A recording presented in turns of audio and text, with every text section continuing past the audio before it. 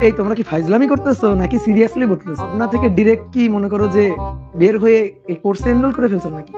ঠিক আছে, একজন বলতেছে পারবো, কে এটা? তুমি তো বিজ্ঞানী। কি চয়ন চয়ন বলতেছে পারবো, কেমনে পারবা? ঠিক আছে, তুমি কেমনে পারবা?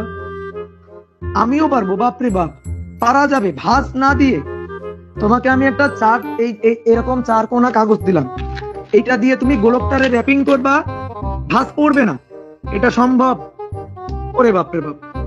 ঠিক আছে, ওরে বাপরে বাপ, এরা এ ভাই, এ ভাই, ঠিক আছে, ওরে বাপরে, বিজ্ঞানী সব। করে দেখিও, আমাকে পাঠাই দিও, রাজশাহীতে পাঠাই দিও, করে করে আমাকে বাসায় পাঠাই দিও। ঠিক আছে, সব বিজ্ঞানী হয়ে গেছে, পারবে, বাপরে বাপ। পারা যাবে না, করে দেখিও।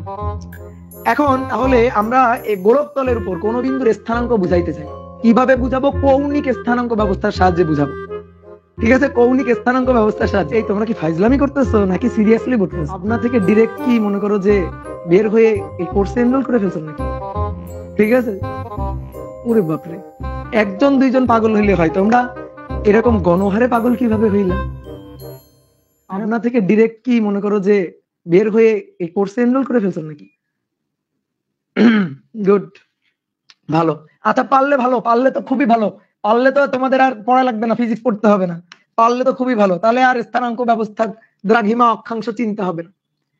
আচ্ছা, এবার আসো, আমরা তাহলে গোলক তলে কোন বিন্দুর অবস্থান